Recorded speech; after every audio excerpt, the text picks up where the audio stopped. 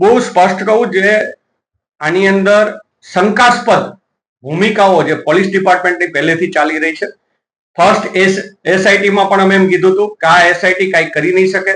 હાઈકોર્ટના ઓર્ડર ઉપર જે કમિટી બની એ કમિટીનો પણ શું રિપોર્ટ, અને એ છેલ્લે ગઈકાલથી આપણે જોઈએ છીએ કે કમિટી અને એસઆઈટી એ જ એનું હાઈકોર્ટમાં બેનું મિક્સિંગ કરી અને સોગંદનામું કરવાની હતી.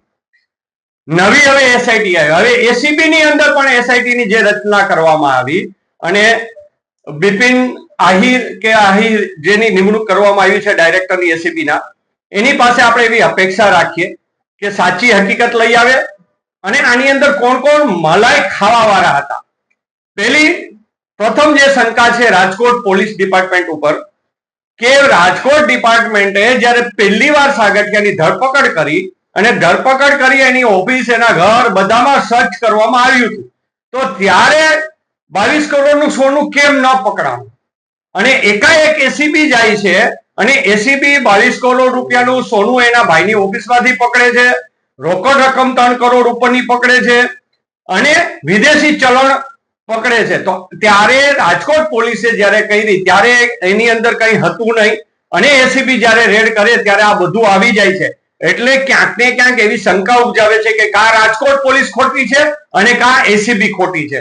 કારણ કે કા સેટિંગથી અને વ્યવસ્થિત છેલ્લી ક્રાઇમ બ્રાન્ચની અંદર રાજકોટના માજી ધારાસભ્યએ મુલાકાત કરી સાગઠિયાની, જે વાત આપણા મીડિયા સુધી બધાથી આ 2 દિવસથી ચાલી રહી છે, એની અંદર ગોઠવણ થઈ અને ગોઠવણ થઈને એસીબી માં આટલો જ માલ પકડાવો એવું બધું ગોઠવણ થઈને આ થયું હોય એવું લાગી રહ્યું છે. કારણ કે મલાઈ છે એ માત્ર ને માત્ર સાગઠિયા એનું એક પાદું છે, કારણ કે સાગઠિયા છે એ 20% જ ભાગીદાર છે એવી મારી પાસે માહિતી છે. બાકીની રકમ છે એ અહીંના પદાધિકારીઓ અને કમલમ સુધી આ ક્યાંક ને ક્યાંક રકમ જતી હતી એનો ચર્ચાનો વિષય સરકારી કર્મચારીઓમાં ચાલી રહ્યો છે.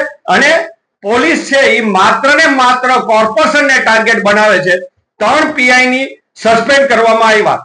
જો 3 પીઆઈ સસ્પેન્ડ કરવામાં આવ્યા હોય તો એની બેદરકારી હતી એવું બહુ સ્પષ્ટ સાબિત થાય છે. અને બેદરકારી હોય તો એની સામે બેદરકારીનો ગુનો દાખલ અગ્નિકાંડની અંદર એની જે રોલ છે અને એની બેદરકારીના હિસાબે પણ આ બનાવ બન્યો છે, તો એની એ ગુનાની અંદર ધરપકડ શા માટે નહીં? એટલે આ બધી એક શંકા અને એક ગોઠવણ ભરી સરકારની સૂચના મુજબ ચાલતું હોય એવું ક્યાંક દેખાઈ રહ્યું છે.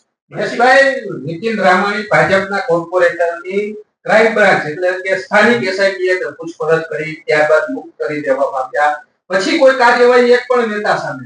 કારણ કે એનું કારણ છે કે નીતિનભાઈ છે એ પણ એક શાસનકર્તાનું એક નાનું એવું પાદ્યું છે. કારણ કે એ વ્યક્તિ છે એ ખાલી આમ ચોકઠું આપણે ચેસનો એક સૈનિક હોય ને એવો એક સૈનિક છે, પણ એની પાછળ જે ગોડફાધરો છે કે જેની પાસે નીતિનભાઈ આ વાત લઈ ગયા હતા એવા પૂર્વ મંત્રીના સુપુત્ર અને પૂર્વ ધારાસભ્ય ને એના સુપુત્ર ક્યાંક ને ક્યાંક આખા રોલની અંદર છે. કેટલી બિનખેતીઓ થઈ, સાગઠિયા આવ્યા પછી કેટલા બાંધકામોમાં ને સર્ટિફિકેટોમાં આવ્યા.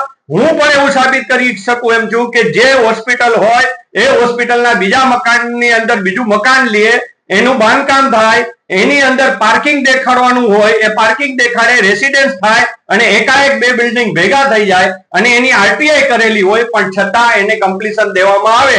એ જ રીતે બિનખેતીના ઓર્ડરો, ક્યાં રોડ લઈ જાવો, ક્યાં ટીપી ન લઈ જાવી, એ જે આખું મવડીમાં ચાલ્યું છે એની અંદર પૂર્વ ધારાસભ્ય, પૂર્વ મંત્રી આ બધાના રોલ છે. ત્યાંથી મોટામાં મોટી રકમો ત્યાંથી આવી. હું બહુ સ્પષ્ટ જ કહું છું કે જેને ક્રાઇમ બ્રાન્ચની અંદર મુલાકાત કરી હોય એ પૂર્વ ધારાસભ્ય શ્રી, એટલે એમાં નામ દઉં કે ના દઉં આપ સૌને બધાને ખબર જ છે.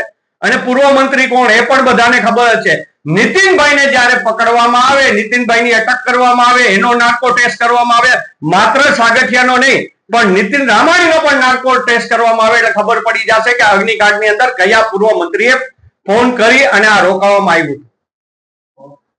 કેવાય કે વાંધો નહીં, જોઈ લ્યો આટલું અમલ નીકળ્યું કરે જ છે ને, ઇન્કમ ટેક્સ બધા કરે છે. ગુજરાત અનિભાઈ નો બધો રેડ પડી ને એટલે ફોન આવ્યો કે જોવું નીકળ્યું નહીં કે આ બહુ ઓછું નીકળે, પણ એક ઈમાનદાર વ્યક્તિને આયા લઈ જાવ નહીં 50% લઈ જાય, ઓલા રાવણની લંકા મોના જેવું થાય, બધું લઈ જાવ કે ને તો આવી જાય. ઈ કે છે એની ગેરંટી આપું, ઈ કે તમે કલ્પના નહીં કરી હોય ને એટલા પૈસા. સાગઠિયાની ધરપકડ થઈ ને તે દિવસે જ એક જણા એમને નિષ્ઠાવાન વ્યક્તિએ કીધું કે તમે જઈને જાઓ, કોઈની પરવા છે.